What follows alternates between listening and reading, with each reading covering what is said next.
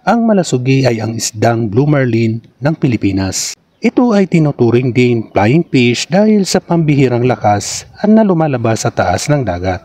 Ang malasugi ay isang uri ng tropical Pacific water fish na maraming matatagpuan sa baybayin ng Camarines Norte at Sur. Ang malasugi ay naglalagi sa karagatan ng Bicol, samantalang ang isdang tambakol o tuna ay naglalagi sa karagatan ng General Santos, Mindanao. Marami rin malasugi sa baybayin ng Baler, Aurora.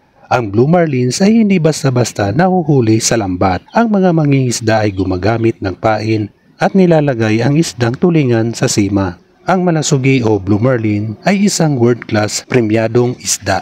Masustansya at mataas ang omega-3 na lumilinis sa ating puso at katawan. So ayan guys, patapos ng ating pag-i-sketch. Ako po'y nagpapasalamat sa inyo sa walang sawang panonood nyo sa aking mga simpleng sketches. So ayan guys, tapos na nga po. Maraming salamat.